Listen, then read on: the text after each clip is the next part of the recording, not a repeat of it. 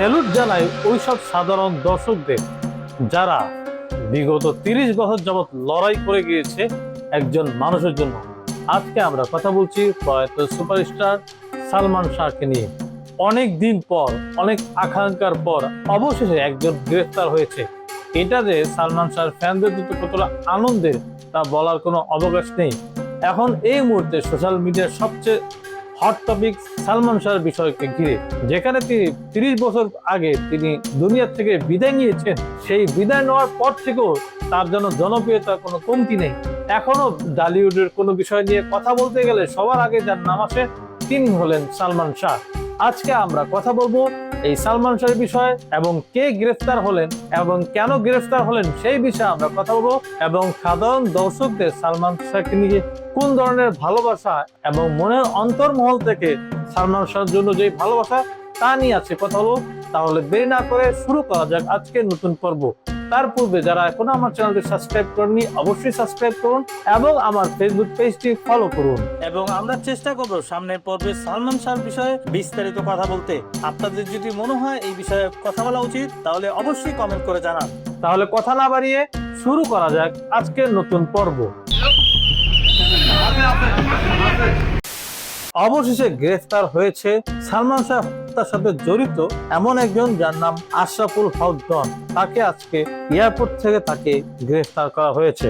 চলচ্চিত্র জগতের একজন খুব জনপ্রিয় নায়ক সালমান শাহ, যাকে আজ থেকে 30 বছর পূর্বে তাকে হত্যা হয়েছিল। হত্যা মামলার পরবর্তীতে তার মামা আরেকটি মামলা করেন, যেখানে 11 জনকে দায়ী করে এই মামলা করেন। তাছাড়া এই মামলার জন্য তার মা এবং বাবা এবং সালমান শাহের ফ্যানরা আন্দোলন সংগ্রাম করে এই আন্দোলনকে এখনো টিকিয়ে রাখছেন, যা পরবর্তীতে বিজ্ঞ আদালত থেকে আদেশ নিয়ে এই মামলাটি রমনা থানায় একটি মামলা দায়ের করা হয়। এই মামলার 4 নম্বর আসামি হলো আজকের আশরাফুল হক ডন। এই মামলার 1 নম্বর আসামি হলেন সালমান শাহের স্ত্রী সামিরা হক। অন্যদিকে 2 নম্বর আসামি হলেন আজিজ মোহাম্মদ। তাছাড়া 3 নম্বর আসামি হলেন সামিরা হকের মা, যার নাম লুসি। এবং 4 নম্বর আসামি যাকে আজকে গ্রেফতার করা হয়েছে তিনি হলেন আশরাফুল হক ডন, যিনি কিনা আমাদের বাংলা ফিল্ম ইন্ডাস্ট্রি একজন নামি দামি একজন ভিলেন চরিত্রে অভিনয় করে থাকেন। তাছাড়া এই মামলায় 11 জনকে আসামি করে এই মামলা করা হয়েছিল। আজকের এই মামলার আসামি আশরাফুল হক ডন, যে মামলায় তাকে আসামি করা হয়েছিল সেই মামলাটি হলো গত 9/6/1996 সালের সকাল 9:30 ঘটিকার সময় তার মা এবং তার বাবা ও তার ছোট ভাই স্কটের বাসায় তার সঙ্গে দেখা করতে যায়। এরপর তাকে সেখানে সামিরার লোকজন তাকে দেখতে দেয় নাই। তাছাড়া তারা বলেছিল সালমান শাহ রেস্ট নিচ্ছেন, ঘুমিয়ে আছে। তারপর সালমান শাহর পরিবারকে সামিরার লোকজন সেখান থেকে বিতাড়িত করে।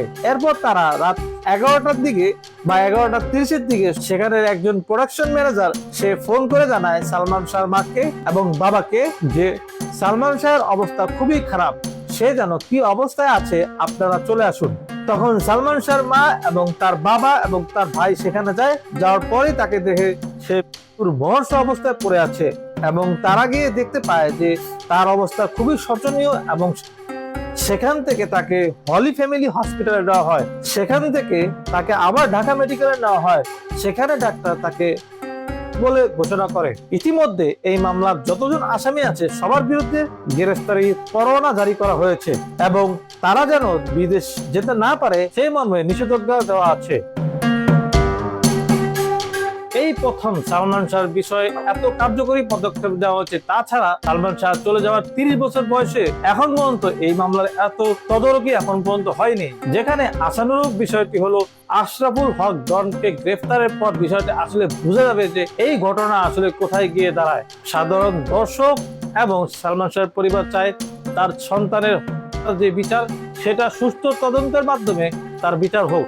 যেখানে অনেক আগের থেকেই ধারণা করা হচ্ছিল এই ঘটনাটি কোনো কাণ্ড, যা কিনা 2 দিন আগেও কিন্তু এই বিষয় নিয়ে তার সাথে জড়িত ব্যক্তিবর্গরা কথা বলেছিল। যেখানে জনপ্রিয় অভিনেত্রী শাবনূরকে দোষী করে উল্লেখ করা হয়েছিল। যদিও কিছুদিন পূর্বে রমনা থানায় সালমান শাহের মামা আবার নতুন করে মামলা করার পর এই ঘটনাটি আবার নতুন করে চাঞ্চল্যকর সৃষ্টি করেছে। যেখানে আসামি করা হয়েছে আজকে যাকে গ্রেফতার করা হয়েছে অভিনেতা আশরাফুল হক ডনকে, এবং তাছাড়া আরো রয়েছেন সামিরা হক, যিনি কিনা সালমান শাহের স্ত্রী, এবং মোহাম্মদ আজিজ এবং সালমান শাহের শাশুড়ি, তাকেও এই মামলার আসামি করা হয়েছে। আরো অনেকেই রয়েছেন, মোট 11 জনকে আসামি করে এই মামলা করা হয়েছে। এখন দেখার বিষয়, প্রতিবারের ন্যায় এবারও কি এই আসামি বা এই মামলার তদন্ত কি আসলে কার্যকর হবে? এই মামলার তদন্তের মাধ্যমে কোনো প্রতিফলন কি আমরা পাবো? এখন দেখার বিষয়। এই 30 বছর পর হলেও সালমান শাহের ভক্তরা এবং তার পরিবার এই হত্যাকাণ্ডের সঠিক বিচার অবশ্যই দাবি করেন। তাহলে এখন দেখার বিষয়, এই ঘটনা কতদূর গিয়ে গড়ায়। ব্যক্তিগত মতামত যদি আপনি আমাকে জিজ্ঞেস করেন, আমি অবশ্যই চাবো বিচার অবশ্যই হোক এবং বাস্তব কিছু রূপ দেখা যাক। বাংলাদেশের অন্যতম সুদর্শন উদীয়মান নায়ক এবং সুপারস্টার, বাংলাদেশের প্রথম সুপারস্টার যাকে বলা হয়, তিনি ছিলেন এই সালমান শাহ।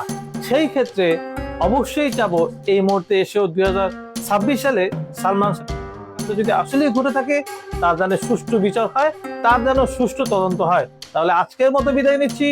আশা করবো বর্তমান সরকারে যারা আছেন তারা অবশ্যই সালমান শাহের ভক্তদের দিকে নজর দিয়ে হলো বিগত 30 বছর এই কষ্টের অপেক্ষা প্রতিফলন এখন ঘটবে, এই আশা রেখে আজকের মতো বিদায় নিচ্ছি। ভালো থাকবেন, সুস্থ থাকবেন এবং পরিবারকে ভালোবাসবেন। তাহলে দেখা হচ্ছে পরের কোনো নতুন পর্বে। তাহলে চোখ রাখুন টপ স্টার চ্যানেলে।